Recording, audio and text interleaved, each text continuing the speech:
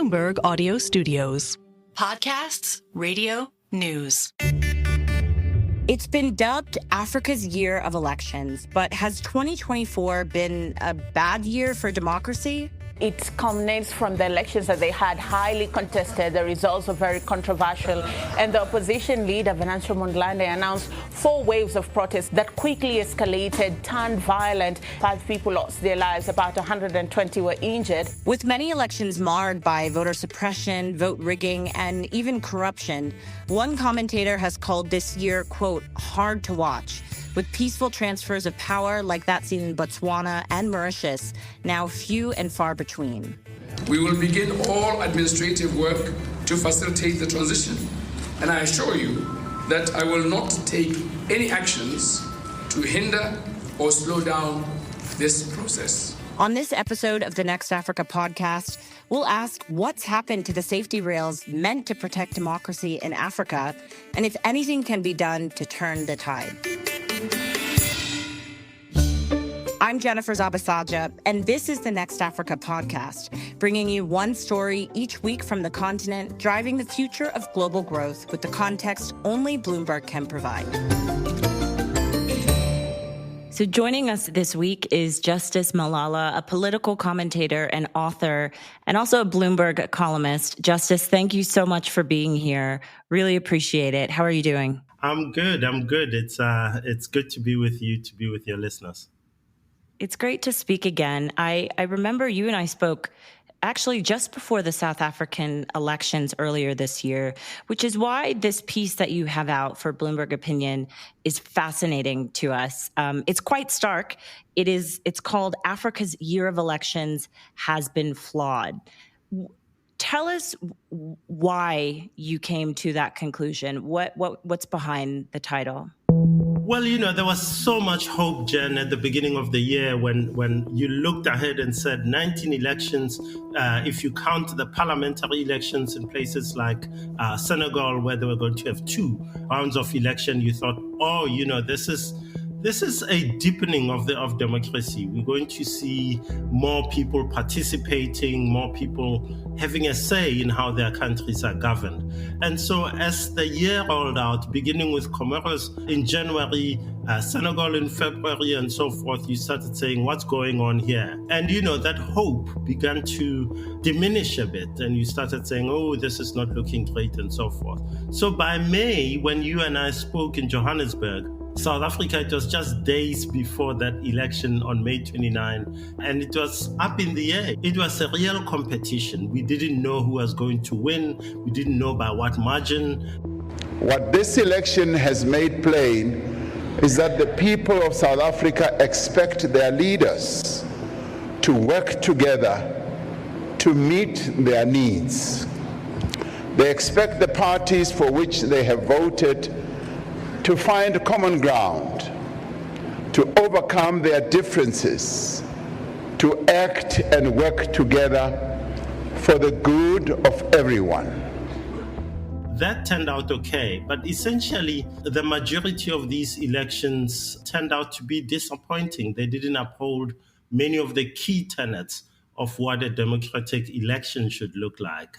Turnout was poor, results were largely contested, and in many instances, like Mozambique at the moment, it turned into violence. So the hope that was there did not come through as we expected at this point in the year.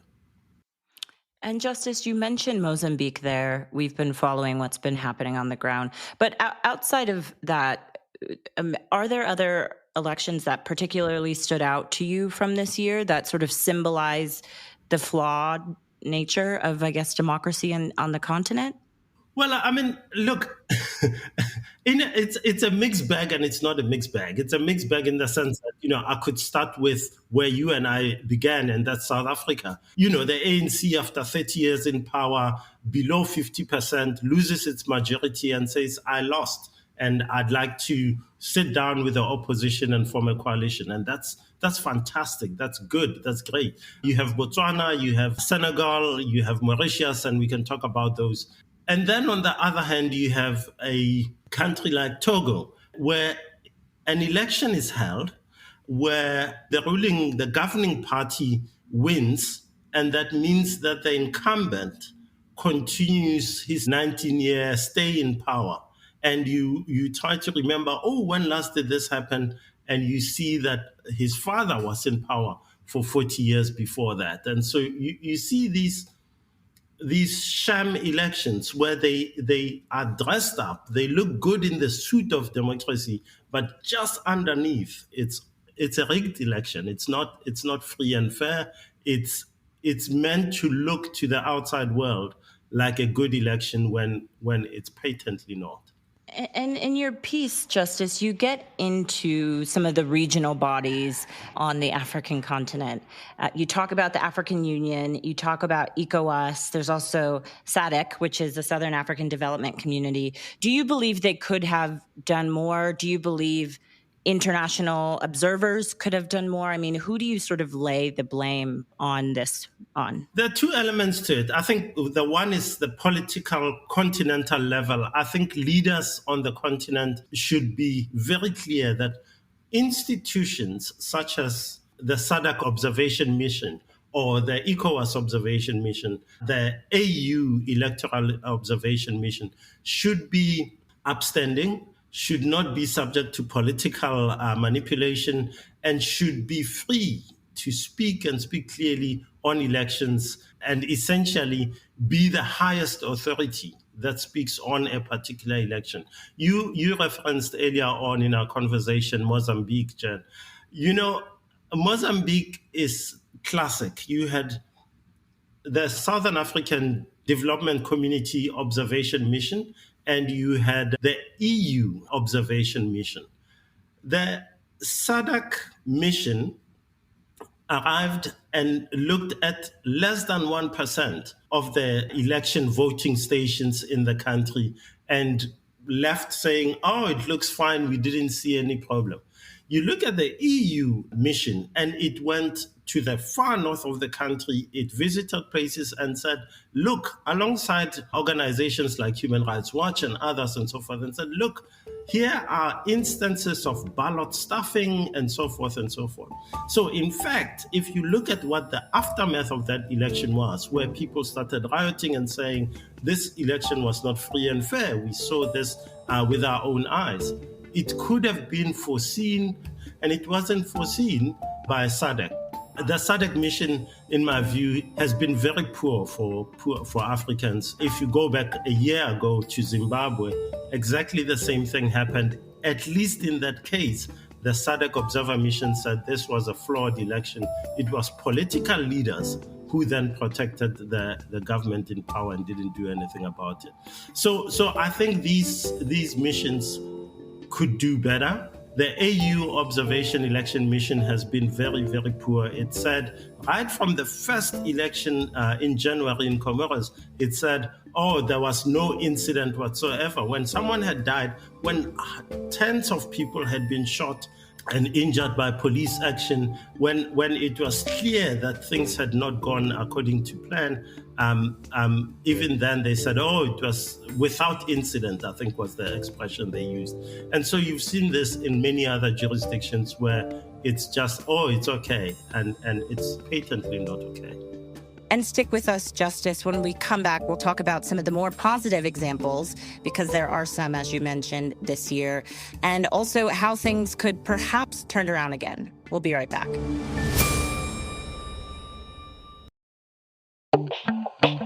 Welcome back. Today on the podcast, we're looking into the year of the elections, and in particular in Africa, and really the health of democracy on the continent. Justice Malala wrote a column for Bloomberg Opinion, and he's joining us now. So, Justice, we talked about some of the examples earlier this year, but there are some positive examples that you get into in your piece. Most importantly, there's Botswana and there's Mauritius. What stands out to you about the processes that we saw in those two nations? I think, first of all, those democracies have been going for a good while. The populace is engaged. People wanted to take part, and they kept watch on their politicians. They kept watch on their institutions, that those institutions were free, were fair, were able to do the work that they needed to do. So they kept an eye particularly on the electoral commissions in Botswana. There was a lot of discussions beforehand in the media about, will these guys be able to handle a constitution and an election of this magnitude and which is so highly contested. For 60 years in Botswana, you had the Botswana Democratic Party in power and without much contest. And for the first time this year, that looked like it was going to be an issue. So the institutions in the particular country worked. In South Africa, you had the Independent Electoral Commission. In Senegal, you had the Constitutional Court that worked and could deliver judgments that everyone across the political spectrum could respect. So you see in those countries, Senegal, Mauritius, South Africa, Botswana, institutions that really worked, that had come together. You saw a free and fair media. You saw political actors participating properly and without, threatening violence and so forth, except for we had that blip in Senegal in February when Macky Sall tried to postpone the election and failed. And so you could see the movement of democracy. You could see the elements that are needed for a free and fair election even beforehand. What was remarkable about all of these elections is that immediately after losing, the incumbent went on television, addressed the nation and said, I have lost and I am handing over to the new guys. In Botswana, it was fantastic to see the president, Mokgweetsi, handing over to Duma Boko, the young new leader, in a matter of a day. Same thing in Senegal at the beginning of the year with Macky Sall handing over to the winner. And so these, for me, are fantastic examples of what we can achieve on the continent. But Justice, does this mean there's the positives, right, and the negatives? And I wonder, when we think about the state of democracy on the continent, after taking a look at all of the elections this year, are you confident in saying that support for democracy is potentially eroding, or do you think that's not actually true and there's more people who actually do want to see more elections like Botswana and Mauritius? Most Africans certainly want to see elections like Botswana and Mauritius. If you look at the reception to the Botswana election result, for example, you go to Nairobi, you go to Lagos, across the continent, people are saying, wow, look at these guys. A young team has come in. As I speak to you this week, we have elections in Namibia. A lot of people are saying, the contestant for the main party is 72. And maybe it's time to look around and say, where are the young people? Where are the 40-year-olds, the 50, people look at Senegal and say, wow, the new president is 44. The new president of Botswana is 54. And people are saying it's time to make way. So you look at Afrobarometer, so much of the research that's done, many people on the continent believe in democracy, want democracy to work. However, there has been some backsliding. I think the past 4 years have been terrible for the continent, with the coups in the coup belt of West Africa, whether it's Mali, Burkina Faso, and others. Those have really dented the image, the idea of democracy on the continent. But I don't think we're losing the battle. I think that this is a challenging time. I think that what you saw in Botswana, hopefully we'll see in Namibia this week, will continue. I mean, a country like Kenya, where young people stood up against tax increases in June, July this year.